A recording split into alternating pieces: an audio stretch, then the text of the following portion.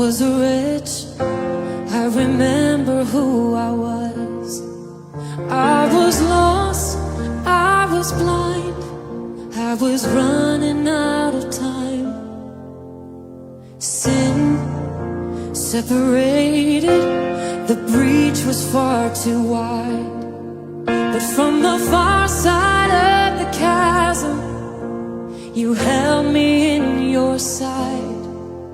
So you made a way across the great divide, left behind heaven's throne to build it here inside. And there at the cross, you paid the debt I owe, broke my chains, freed my soul. For the first time I had hope. Thank you, Jesus, for the blood applied. Thank you, Jesus, it has washed me white. Thank you, Jesus, you have saved my life, brought me from the darkness into glorious light.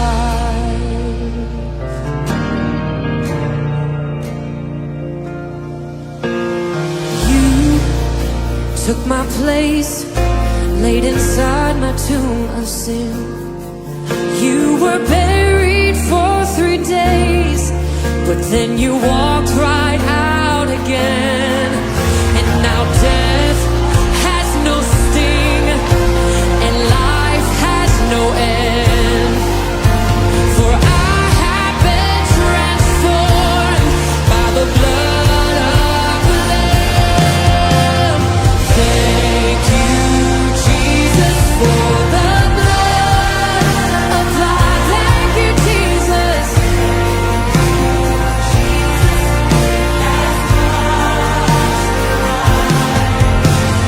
Thank you, Jesus, you have saved my life, brought me from the darkness into glorious light.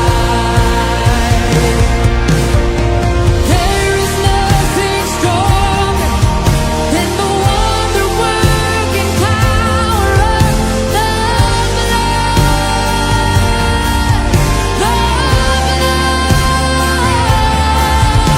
that calls us sons and daughters.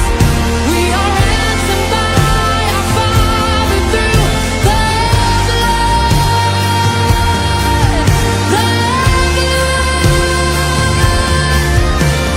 There is nothing stronger of the wonder-working power of the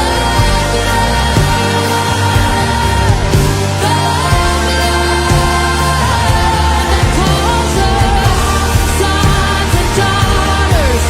We are ransomed by our Father through the blood.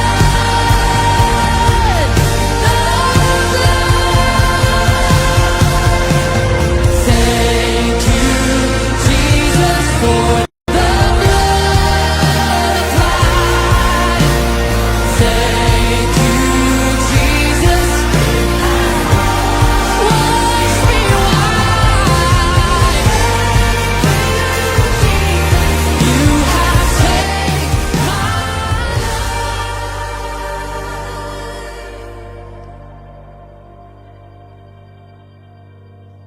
brought me from the darkness into glorious light. Glory to His name. Glory to His name. There to my heart was the blood applied. Glory to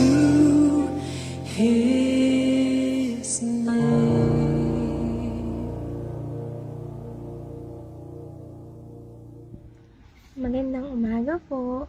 Salamat po sa Panginoon sa araw na ito na ipinagkaloob niya po sa atin. Tayo po ay manalangin. Panginoon, pinupuri ka namin at dinadakila at pinapasalamatan ka po namin sa araw na ito na ipinagkaloob mo po sa amin. Patawarin mo po kami sa aming mga kasalanan at pagkukulang at pakalinisin mo po kami ng iyong banal na dugo. Holy Spirit, mag-move ka po sa aming mga buhay. Ikaw po ang magpaintindi sa amin ng mensahe na iyong ibinigay sa araw na ito. Panginoon, salamat po sa kahabagan mo sa aming mga buhay. At papurihan ka namin, madakila ka namin. In Jesus' name, Amen. Good morning po ulit sa ating lahat. Nasa book of Leviticus pa rin po tayo.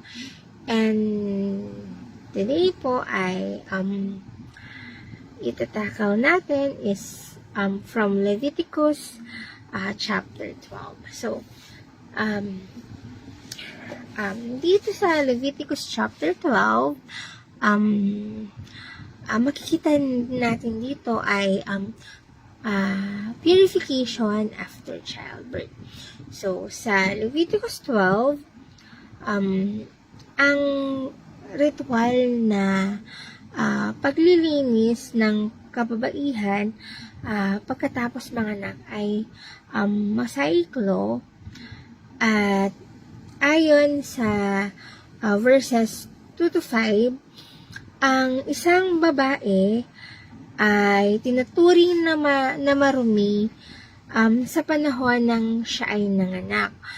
Mga 7 to 14 days, depende sa kasarian ng bata. In case ng childbirth, magkaiba ang instruction ng Lord kapag nanganak ng lalaki at iba rin naman ang instruction kapag nanganak ng babae. So, sabi sa Leviticus 12 verses 2 to 5, ganito ang sabihin mo sa bayan ng Israel. Kung ang isang babae ay manganak ng lalaki, 7 araw siyang ituturing na marumi, tulad ng panahon ng siya ay may regla. Pagdating ng 8 araw, dapat nang tuliin ng sanggol. 33 araw pa ang hihintayin ng ina bago siya ituring na malinis.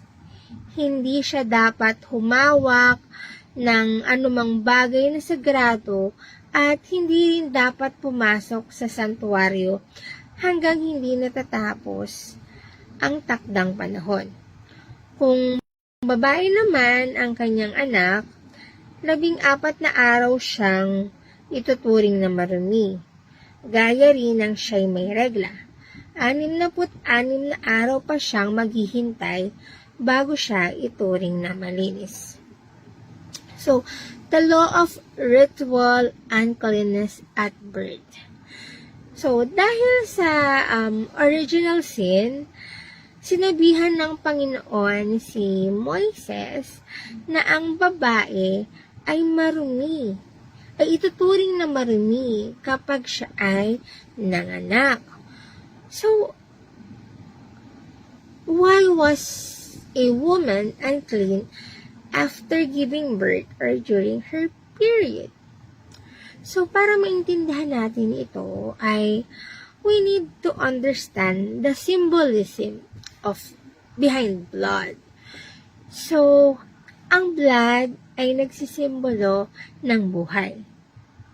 The blood symbolizes life. Yung blood inside the baby ay nagbibigay ng buhay.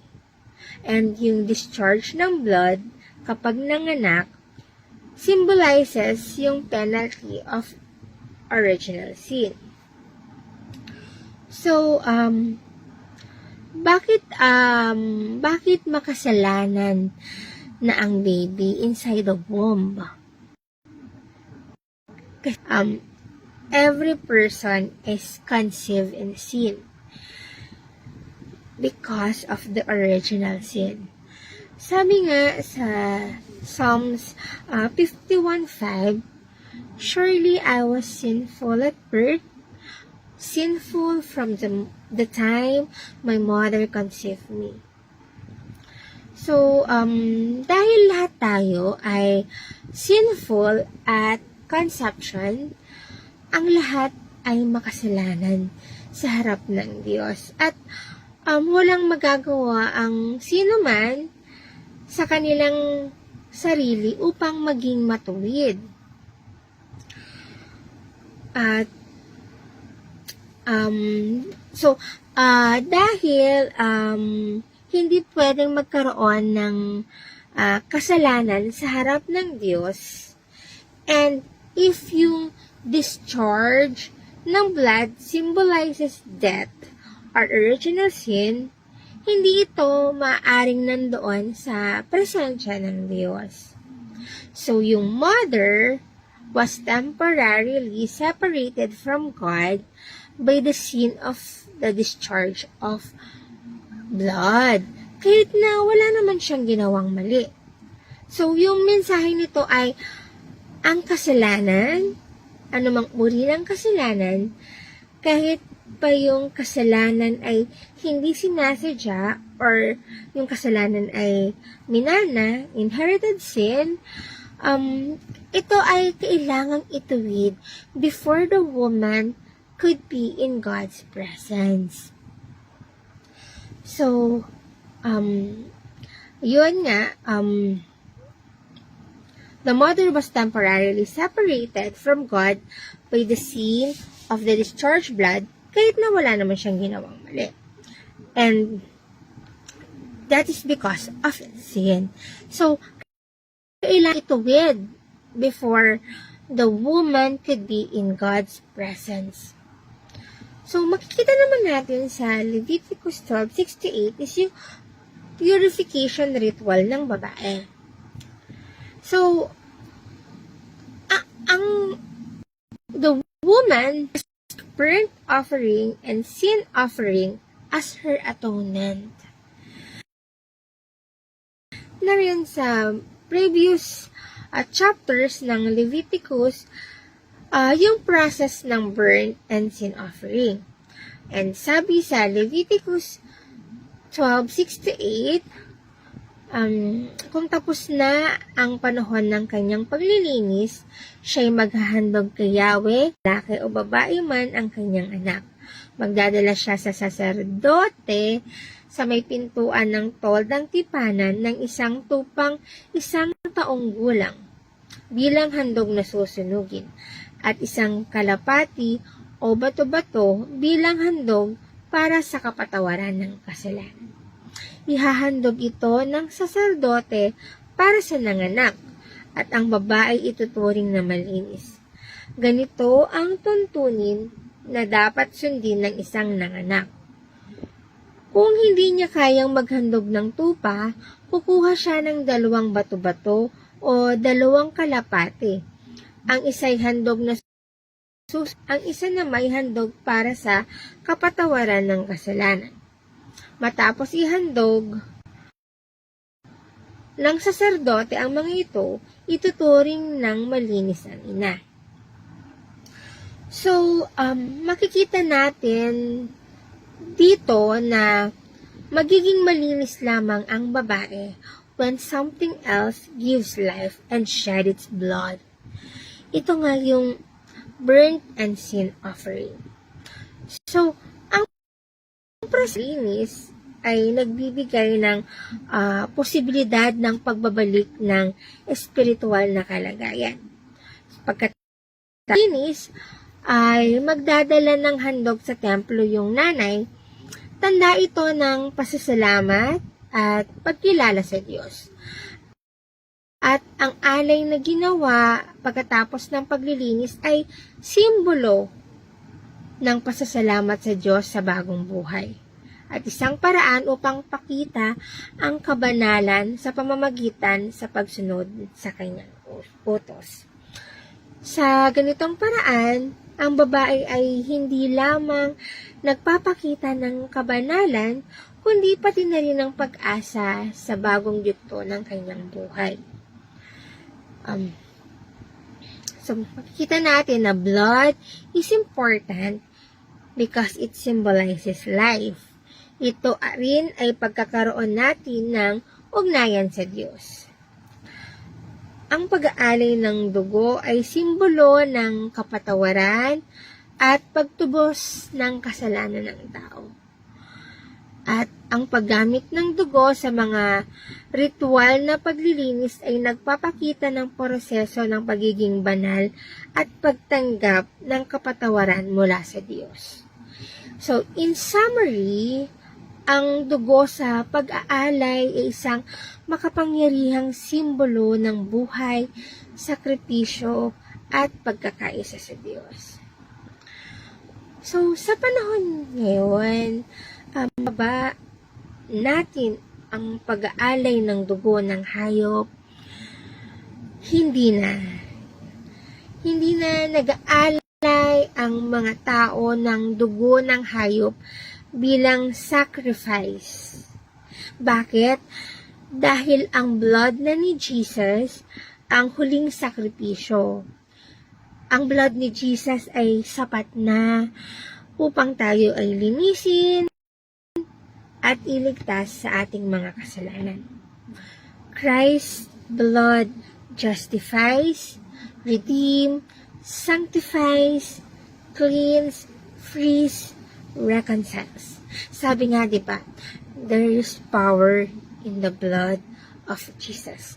So, hindi na natin kailangan mag-alay pa ng mga dugo ng hayop because Christ's blood is enough para tayo maging malinis at para tayo maging ligtas sa ating mga kasalanan. Tayo po ay manalangin. Panginoon, salamat po. Salamat po sa kabutihan mo po sa aming mga buhay. Salamat po sa sacrifice mo, sa dugo mo, Panginoon, na sinakripisyo mo po para po kami ay malinis sa aming mga kasalanan.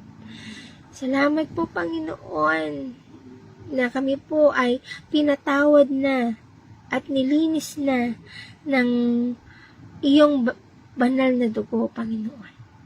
Hindi na po namin kailangang mag-alay ng dugo ng hayop upang humingi ng kapatawaran. Tanging ang dugo mo lamang, Panginoon, ay sapat na upang kami ay patawarin at iligtas sa aming mga kasalanan. Kaya salamat po, Panginoon. Maraming salamat po sa ibinigay mong sacrifice para po kami ay maligtas. Lord, po namin sa iyo ang aming mga buhay. Salamat po, Panginoon. Salamat po. At patawarin mo po kami, Panginoon, sa lahat po ng aming mga pagkakasala at pagkukulang. Lord, samahan mo po kami sa buong maghapong ito, Panginoon. Ikaw po ang mag-ingat sa bawat isa sa amin.